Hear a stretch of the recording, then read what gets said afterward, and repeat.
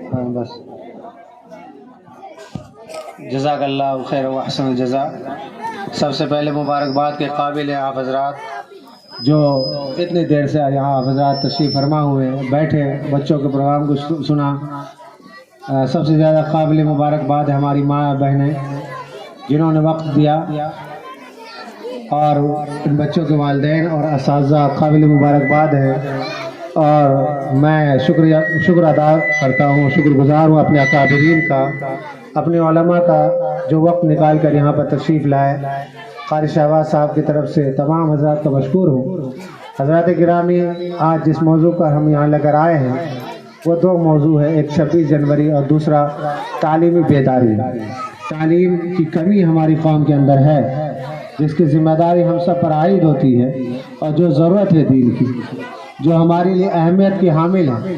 حضرات علماء تشریف فرما ہے، مسائل معلوم کر سکتے ہیں۔ 2-3 باتیں آپ حضرات کے پیش خدمت کرتا ہوں، اس کے بعد حضرت مولانا مفتی جبرائیل صاحب کا کلیدی خطاب ہوگا، انشاءاللہ اس کے بعد دعا ہو جائے گی، مختصراً دعا ہوگی۔ بسم اللہ الرحمن الرحیم، الحمدللہ نحمدہ ونستعینہ ونستغفرہ ونؤمن بہ ونتوکل علیہ ونعوذ باللہ من شرور انفسنا ومن سیئات اعمالنا، من یهدہ اللہ فلا مضل له ومن یضلل فلا ہادی له، ونشهد ان لا الہ الا اللہ وحدہ لا شریک له، ونشهد ان سیدنا وسندنا ونبینا وامامنا ومولانا محمد صلی اللہ تعالی علیہ وسلم فقد قال النبی صلی اللہ علیہ وسلم طلب العلم فریضۃ علی کل مسلم ومسلمۃ او کما قال علیہ الصلاۃ والسلام۔ دوستو بزرگوں، باتیں نہ کریں، خاموش رہیں، 2-4 منٹ لوں گا، زیادہ وقت نہیں لینا ہے، بالکل خاموشی اختیار کریں۔ بات اگر خاموشی سے سنیں گے تو انشاءاللہ بات سمجھ میں بھی آئے گی، اور عمل کے جذبے سے یہاں سے اٹھنا ہے۔ خصوصی طور پر ہماری ماں بہن ہمارے متوجہ ہیں، ان سے ہی عرض کرنی ہے۔ ہم جس دور سے گزر رہے ہیں، آج کا جو سال ہے یہ 1444 عیسوی کا زمانہ گزر رہا ہے، اور نبی علیہ الصلاۃ والسلام سے تقریباً ہم 1444 سال کا عرصہ ہم دور ہو چکے ہیں۔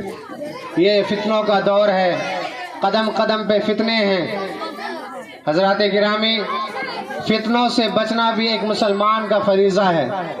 خصوصی طور پر ہماری ماں بہنوں اور بیٹیوں کو تعلیم کتنی ضروری چیز ہے، اور یہ مدرسہ اور یہ مکتب ہمارے لیے کتنی ضروری چیز ہے۔ دنیا کی تاریخ ہمارے سامنے ہے، اسپین، فرانس اور یہ ترکستان اور ازبکستان کے علاقے، یہ وہ علاقے ہیں جو علم کے گڑھ کہلاتے تھے۔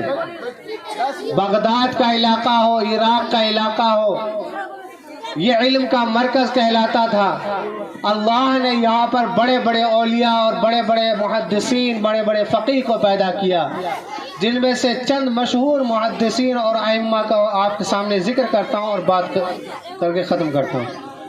حضرت امام ابو حنیفہ جیسے فقیہ اللہ تعالیٰ نے پیدا کیا عراق کے اندر، امام بخاری جیسا محدث پیدا کیا، امام مسلم جیسا محدث پیدا کیا، اور پیران پیر شیخ عبد القادر جیلانی جیسا ولی کامل اللہ تعالیٰ نے پیدا کیا۔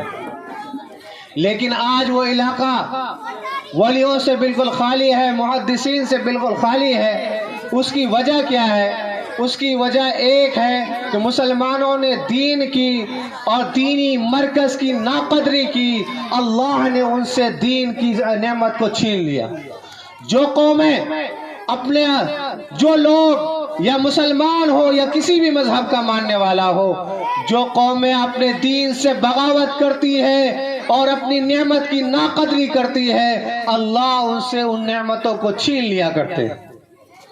مدارس آج ہمارے سامنے ہیں، مدرسے میں پڑھانا ہم اپنے آپ کو گوارا نہیں کر رہے ہیں، ہم اپنی بے عزتی محسوس کر رہے ہیں۔ لیکن مسلمانوں، اپنی تاریخ دیکھ لو، اپنے ماضی کو دیکھ لو۔ وہی اسپین جہاں پر مسلمانوں نے 1100 سال حکومت کی تھی، جن کی حکومت کا سورج غروب نہیں ہوا کرتا تھا، آج اسپین کے اندر اللہ اکبر کی صدائیں تک نہیں آتی۔ وہی اسپین جہاں پر امام بخاری جیسا محدث کبیر جن کو امیر المؤمنین فی الحدیث کہا جاتا ہے، اسی اسپین کے پیداوار ہیں، لیکن آج ڈھونڈنے پر بھی عالم نہیں ملتے۔ آج ہمارے پاس مدرسہ ہے، ہم ناقدری کرتے ہیں، اپنے بچوں کو مدرسے میں بھیجنے سے بے عزتی محسوس کرتے ہیں۔ مسلمانوں، اگر تمہارا ایمان لٹ گیا تو دنیا کی سب چیز تمہاری بک گئی، کوئی چیز نہیں رہا تمہارے پاس۔ ایمان کے بنیاد پر سب کچھ ہے، اور اگر ایمان نہیں ہے تو تمہارے پاس کچھ بھی نہیں ہے، تم کھوٹے سکے ہو تم کس حیثیت میں؟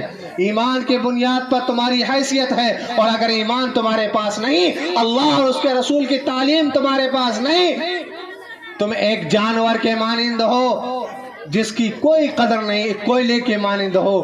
کوئلہ قدردار تبھی ہوتا ہے جس کوئلے سے ہیرے اور جواہرات اور نگینے نکلا کرتے ہیں، اور اگر وہ کوئلہ صرف جلنے کے کام آئے اس کی کوئی حیثیت نہیں ہوا کرتی۔ اس لیے تعلیم کو ضرورت سمجھو، اپنے مدرسوں کو نعمت سمجھو، اللہ کی نعمت۔ یہ تمہارے بغل میں مدرسہ ہے، ہم دیکھتے ہیں کہ بڑی مشکل سے ہمارے بچے جاتے ہیں۔ مکتب کھولا ہے قاری صاحب نے، صرف ان کا ہم فائدہ دیکھتے ہیں کہ مول صاحب 200 روپے مانگ رہے ہیں، قاری صاحب 200 روپے مانگ رہے ہیں، 100 روپے مانگ رہے ہیں اتنے چھوٹے بچوں کو پڑھنے کا۔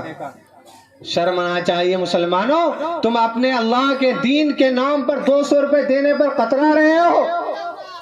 اگر یہ بچہ گمراہ ہو گیا، یہ بچہ اپنے دین سے پھر گیا، تو کل قیامت کے دن اللہ کے سامنے کیا جواب دو گے؟ اللہ تم سے اگر پوچھ لے کہ ہم نے تمہیں عقل و شعور دیا تھا، دولتیں دی تھی، تم نے اپنے بچوں کی قدردانی کیوں نہیں کی، تو پھر کس بات کو جواب دیں گے؟ اللہ کے سامنے مجرم بن کے کھڑے ہو جائیں گے۔ یہ ہماری ضرورت ہے، مکتب ہماری ضرورت ہے، مدارس ہماری ضرورت ہے، اور یہ مدارس یہ صرف مدرسے پڑھنے کی جگہ نہیں، یہ تحریک کی جگہ بھی ہے، اس لیے اس ملک کی حفاظت کی بھی جگہ ہے۔ اس لیے مدرسے کو اتنا ہلکے میں نہ ہانکا جائے، مدرسے میں پڑھانے والوں کو اتنے ہلکے میں نہ لیا جائے، یا جو مکتب میں پڑھا رہے ہیں آپ اس کو پڑھنا بے عزتی سمجھ رہے ہیں۔ دین تمہارا لٹ گیا، تمہارے پاس کچھ بھی نہیں رہا، اور دین تمہارا محفوظ رہا، تمہارے پاس سب کچھ رہا۔ اس لیے دین کی حفاظت کے لیے ضرورت ہے اپنے بچوں کو مدارس کے اندر داخل کرنے کی، مکاتب کے اندر داخل کرنے کی۔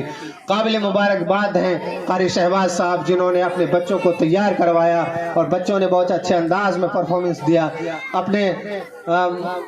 اپنے موضوعات کو چن کر بچوں نے اچھے طریقے سے اپنے جذبات کا اظہار کیا، اور آپ حضرات نے ساتھ دیا۔ آپ حضرات یہاں پر آئے، ہماری ماں بہنیں آئے، میری بیٹیوں، میری بہنوں، میری ماں، میں آپ سے خصوصی طور پر درخواست کرتا ہوں، آپ نیک بنیے، آپ کی اولادیں نیک ہو جائیں گی۔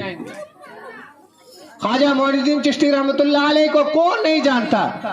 خواجہ معین الدین چشتی سے ان کی والدہ نے کہا کہ معین الدین، تو یہ سمجھتا ہے کہ اللہ نے تجھے اتنا ولی کامل بنا دیا، اتنا بڑا ولی بنا دیا تیری قابلیت کے بنیاد پر؟ نہیں معین الدین، جس دن سے تو میرے پیٹ میں تھا میں کبھی ناپاک نہیں رہی، اور جب تو پیدا ہوا میں نے جب بھی اپنے سینے سے تجھے لگا کر دودھ پلایا، باوضو پلایا، بغیر وضو کا میں نے تجھے کبھی دودھ نہیں پلایا۔